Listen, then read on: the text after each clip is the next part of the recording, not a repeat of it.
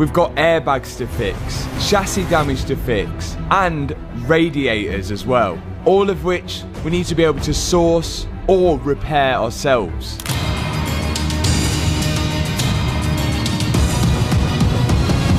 A wrecked hypercar, a company that said no over and over again, and a YouTuber who refused to listen. That is the short version of one of the strangest stories in the car world right now.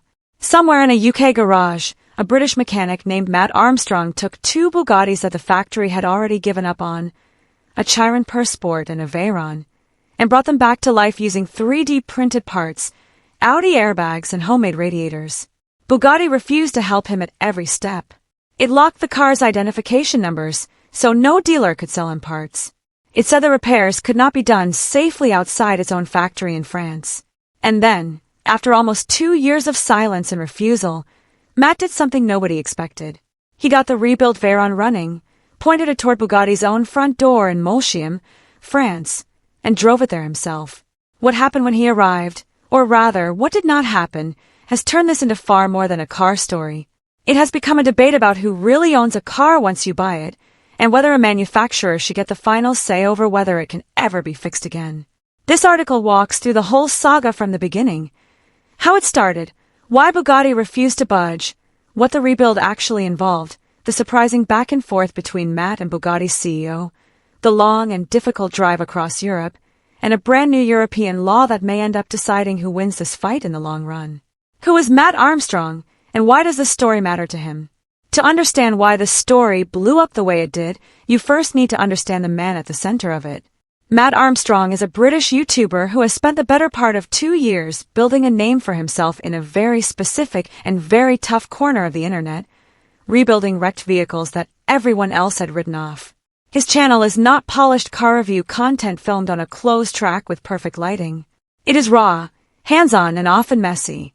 He takes cars, trucks, and even motorcycles that insurance companies looked at and declared a total loss, and he tries to bring them back from the dead, all while filming the entire process for his audience. Over time, this format built him a loyal following of viewers who like watching real problems get solved in real time, without a script telling them everything will work out fine. It is the kind of channel where things go wrong on camera just as often as they go right, and that honesty is part of the appeal. But nothing in his back catalog prepared his audience, or frankly Mat himself, for what happened when he decided to take on a wrecked Bugatti. These are not ordinary wrecked cars. A Bugatti Chiron, or Veyron, is not something you find at your local scrapyard, and it is not something insurance companies or manufacturers expect regular people to ever attempt fixing.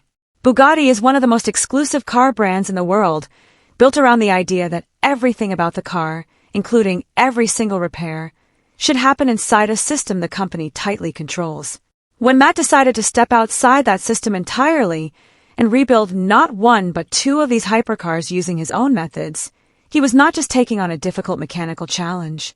He was directly challenging the way one of the most prestigious car companies on the planet does business, and that is exactly why Bugatti pushed back as hard as it did once it found out what he was doing.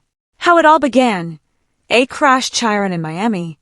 Every big story needs a starting point, and this one begins far from Mat's garage in the UK, all the way in Miami, Florida, in October 2025. A fellow content creator named Alex Gonzalez, known online as FXA Alex G, crashed his Bugatti Chiron Sport during a stunt. It was a serious accident for the car, even though Alex himself came away largely unharmed. When the insurance company brought in an expert to estimate the damage, the number that came back was staggering. Repairs could cost as much as $1.7 million. Soon after, a specialist flew in all the way from Paris just to look at the car in person, and his judgment was final. He declared the Chiron a total write-off and issued it a salvage title, which is basically the automotive world's way of saying this car is done, do not try to save it. From that point on, the only official path back to the road would have been sending it to Bugatti's own factory in France for a full restoration, a process that would cost almost as much as simply buying another Chiron outright. For most owners, that would have been the end of the story.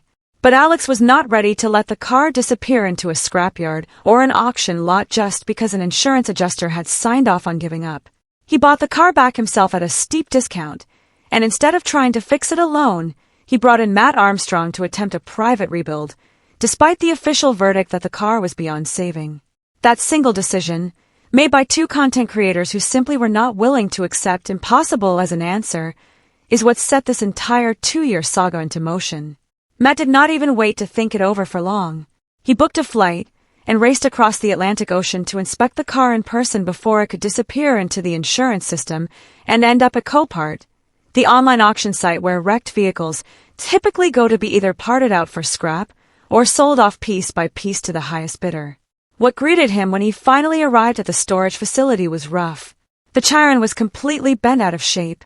The front end was crumpled inward, the airbags had deployed everywhere they possibly could, and a long list of parts needed full replacement, including the headlights, the hood, the wings, and even the car's iconic horseshoe-shaped grille, which by that point barely looked like it belonged on a Bugatti at all. Still, Mat did not walk away. For someone who had already built his entire channel around turning wrecks into roadworthy machines, this felt less like a business decision and more like a personal challenge. One final proof that even the rarest, most exclusive machines on Earth deserve a second chance at life. Bugatti says no, the VIN lock and the parts freeze. Bugatti did not wait around to see how the rebuild would go before making its position known. As soon as the company became aware of what Mat was attempting, it responded quickly and firmly. Bugatti locked the Chiron's VIN, which is short for Vehicle Identification Number, meaning that no authorized dealer anywhere in the world would be allowed to sell parts for that specific car. Officially, the company's stance was that the vehicle was simply too structurally damaged to ever be safely returned to the road by anyone outside the factory. Bugatti argued that repairing something this complicated required its own dedicated facility in France, where, according to reports, a car in this condition would reportedly need to be split entirely in half just to properly access the internal damage. In other words, Bugatti was not just saying, "We would prefer you didn't do this." It was saying this cannot be done outside our walls, period. Mat, for his part, did not spend much time arguing back through official channels.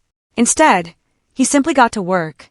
He studied every inch of the Chiron, carefully assessed the full scope of the damage, and started sourcing whatever parts and materials he could find through independent channels. Eventually, though, he hit a wall. There were certain components that simply had to come from Bugatti itself, since no aftermarket supplier made anything close to a match. So Mat did what any reasonable person in his position would try first. He picked up the phone and called Bugatti directly, hoping the company might make an exception given his track record of successful, careful rebuilds on other high-end vehicles. Bugatti refused outright. The parts existed. They were sitting in a warehouse somewhere, physically available to be sold. But the company had simply made a decision that Mat, despite his experience and his proven history, was not someone it wanted accessing components for a car he legally owned. Left with no other option, Mat and his small team got resourceful in ways that quickly became the most talked about part of the entire project. With no access to official factory parts, they turned to 3D printing custom components from scratch, hand-fabricating pieces that no longer existed anywhere else, and in some cases pulling usable parts from completely different vehicles altogether.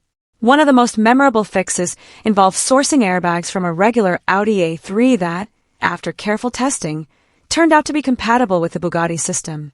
The team also custom-built radiators entirely from scratch, which is no small task once you consider that the Chiron actually uses 10 separate radiators throughout the car. When a coolant overflow pipe needed replacing, and there was, unsurprisingly, no factory part coming to save the day, they solved the problem using a length of rigid brake hose instead. Piece by piece, fix by fix, the car slowly came back together. By the time the front and rear sections of the Chiron were finally reunited and bolted back into one whole vehicle, the moment of truth arrived, and the car started. A one-of-a-kind Bugatti that was never meant to exist. Mat has always been upfront with his audience about one important fact. This rebuild will never again be a factory-original Bugatti, and he has never once pretended otherwise. Every single improvised fix, every 3D printed bracket, every part borrowed from a completely different car, makes this Chiron what he openly calls a one-of-a-kind version of the vehicle, not a perfect factory restoration. That honesty has actually done a lot to protect his credibility with viewers throughout this entire saga, because he has never tried to claim the car as something it is not. He describes both rebuilds using the same simple, blunt language, heavily modified, hand-built survivors of a process that the manufacturer wanted absolutely no part of. Later in the project, Mat's team pushed things even further by adding a custom body kit, reportedly worth around $700,000 on its own, a decision made specifically because Bugatti had already made it abundantly clear from the very beginning that it wanted nothing to do with this build in any form. To understand why this particular car mattered so much to Bugatti, it helps to know a bit about what a Chiron Persport actually is. It is one of only 60 examples ever built by the factory, a track-focused, lightweight variant of the standard Chiron that was unveiled specifically to emphasize sharper handling and increased downforce over the regular model. That extreme rarity is a big part of why the VIN lock stung so badly for people following the story. Bugatti was not just refusing to help with some ordinary wrecked car. It was effectively deciding the fate of one of only 60 examples of this specific model that will ever exist anywhere in the world, a car that most owners would never even consider touching without official factory blessing, let alone attempting to rebuild from a salvage title inside a home garage. This refusal really sits at the heart of the entire controversy. Bugatti did not just decline to offer help. According to reporting from outlets like Supercar Blondie, the company went a step further and effectively disowned the project completely, treating both as Chiron and, later on, a separate Veyron that Mat was also working on, as vehicles it no longer wanted publicly associated with its name in any way. From Bugatti's perspective, the entire situation was framed around safety and liability concerns. From Mat's perspective, that refusal became the whole point of the challenge. He wanted to prove, once and for all, that a car this mechanically complex could be brought back to life without the manufacturer's blessing, using nothing but ingenuity, patience, and a willingness to solve problems without an instruction manual. And importantly, he has always been transparent that getting a car to start and briefly drive around a parking lot does not mean the project is fully finished. There is still bodywork to complete, interior fitment to sort out, and long-term reliability testing that needs to happen before either car could reasonably be called done. Enter Mat Armstrong, the engineer who runs Bugatti. Somewhere in the middle of this 2-year saga, the story took an unexpected turn when the person actually running Bugatti decided he could not stay quiet any longer. A lot of people watching from the sidelines assumed that Mat Armstrong, as the CEO of Bugatti, probably did not fully understand the fine technical details of what Mat was doing, simply because CEOs are usually seen as business people rather than hands-on engineers. That assumption turned out to be completely wrong, and it is worth spending real time explaining why, because it changes the entire flavor of this conflict. Mat Armstrong is not a typical corporate executive who sits behind a desk barking out orders about quarterly earnings. He is, in a very real sense, an engineer's engineer. He founded his own company, Rimac Automobili, from the ground up, building it into one of the most respected electric hypercar makers in the world through sheer technical talent and relentless hands-on work. That company eventually went on to acquire a controlling stake in Bugatti itself, which is how Mat ended up as the CEO of one of the most prestigious automotive brands in history. But unlike many executives in his position, he is genuinely known for being technically brilliant, deeply passionate about the actual engineering behind the cars his companies build, and famously intolerant of misinformation being spread about them. This is exactly why, when Mat watched Mat's Chiron rebuild series and saw claims that he personally believed were technically inaccurate being broadcast to an audience of millions of viewers, claims he felt misrepresented the car, its systems, and what was or was not genuinely safe about the rebuild process, he did not respond the way a typical corporate executive might. He did not quietly send a cease and desist letter through a team of lawyers and let the issue fade away behind closed doors. Instead, he took matters into his own hands and addressed the situation publicly, directly engaging with the controversy in a way that surprised a lot of people who follow both the car world and the corporate world. What is particularly interesting is that Mat's core argument was technical in nature rather than simply dismissive or defensive. He specifically pushed back on the idea that 3D printed components could ever safely and reliably replace genuine factory-made Bugatti parts, arguing there is simply too much engineering precision involved for a home garage setup to fully replicate, no matter how skilled the people doing the work might be. He also publicly disputed the accuracy of some of the parts' pricing figures that Mat had referenced in his videos, suggesting that the numbers being floated around online by Mat and his supporters were inflated compared to what things would actually cost through official channels.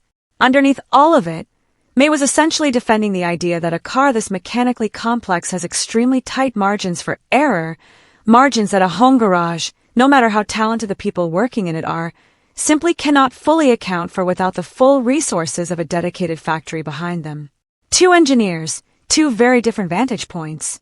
What makes this particular conflict so compelling to watch is how quickly it stopped feeling like a simple story of a scrappy underdog YouTuber fighting against a faceless corporate giant, and instead turned into something far more nuanced, an ongoing, genuinely thoughtful disagreement between two people who both clearly understand engineering at a deep level, just from very different vantage points in life.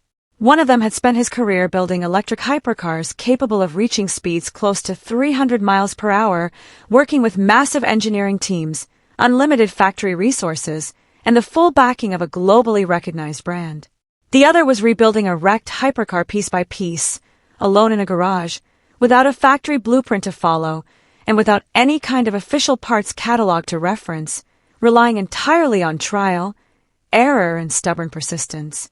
As the Chiron project slowly progressed and Mat proved, bit by bit, that he really could get the car started and eventually driving under its own power, the story eventually reached a point where Mat addressed his relationship with Bugatti and Mat Armstrong directly in a public interview. He talked openly about how the constant back and forth with the company had genuinely shaped his outlook on the entire build process over time. Contrary to what a lot of people following the drama probably expected going into that interview, Mat did not frame the situation as some kind of personal feud or grudge against Mat Armstrong as an individual. If anything, it became clear that he held a certain amount of genuine respect for just how difficult the challenge Bugatti had effectively laid out in front of him truly was, even while he continued working, day after day, to clear that challenge on his own terms.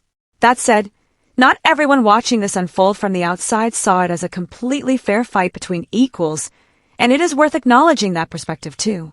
Some voices within the broader automotive community actually defended Bugatti's hardline position on principle, arguing that a brand's exclusivity and its carefully built reputation depend heavily on maintaining strict, centralized control over exactly how its cars get serviced and repaired, no matter who currently owns the individual vehicle. One widely shared perspective from coverage of the saga put the argument plainly, explaining that Bugatti is positioned as a brand built specifically for the wealthiest clientele in the world, and that positioning depends entirely on every single car living up to an extremely high, consistent standard, regardless of who technically ends up doing the hands-on repair work down the line. From this point of view, Bugatti was not simply being difficult or overly protective of its liability for the sake of it. Rather, the company was protecting a much bigger, more abstract idea of what a Bugatti is fundamentally supposed to represent, one where every single part, every repair performed, and every mile eventually driven happens entirely within a closed system that the company controls from start to finish, with no exceptions made for outside garages, however talented they might be. Mat's rebuilds, both the Chiron and later the Veyron, exist completely outside that carefully controlled system by design, and that fundamental clash of philosophies is really what drives the entire conflict.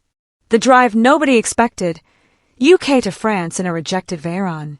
With the Chiron project reaching a stable, drivable state, Mat eventually turned his attention to the second car at the center of this saga, a rejected Bugatti Veyron that Bugatti had also blacklisted and refused to support in any way. The plan behind what came next was actually very straightforward in concept, even though the execution turned out to be anything but simple. Mat wanted to accomplish two goals at the exact same time. First, he wanted to prove publicly, beyond any reasonable doubt, that this rebuilt Veyron could genuinely handle real-world driving conditions over a real, meaningful distance, not just a quick lap around a parking lot for the cameras. Second, and just as importantly, he wanted to put Bugatti in a position where the company would have to react in some way, one direction or another, to a car it had spent months publicly disowning and refusing to acknowledge. The route he chose took the Veyron out of the United Kingdom, across into mainland Europe, and steadily down toward France, specifically toward Bugatti's own historic headquarters, located in the small town of Molsheim. Along the way, the car threw a genuinely long list of mechanical problems at Mat and his team, which is actually worth examining closely because it directly undercuts any suggestion floating around online that this entire trip was some kind of staged, overly polished publicity stunt designed purely for views. At one point during the journey, a fuel control module completely failed, forcing an unplanned stop. Shortly after that issue was resolved, an internal fuel hose developed a problem of its own. Once that was fixed, the brake light switch stopped functioning correctly, adding yet another safety concern to the list. And to top it all off, at one particularly stressful point, the car actually started overheating on the road, forcing the team to pull over yet again. These were not the kind of minor, easily ignored quirks that a team could simply drive through and hope for the best. Each and every time one of these issues appeared, Matt and his team had to physically stop the car, diagnose the exact problem, and find a workable fix before they could safely continue the journey. Realistically, these are exactly the kind of mechanical hiccups you would expect from any older, heavily modified performance car being pushed hard across international borders, let alone one that had been fully rebuilt from a salvage title using improvised parts. But what matters most in the bigger picture is that none of these individual problems ended up stopping the trip entirely. The team worked steadily through each issue as it came up, one at a time, and the Veyron kept moving forward toward its destination. By the time the car reached Monaco, it had already proven the central point Matt originally set out to make with this entire journey. A car with a permanently blacklisted VIN and absolutely zero factory support behind it had successfully traveled hundreds of miles under its own power through multiple countries, without ever needing to be loaded onto a trailer.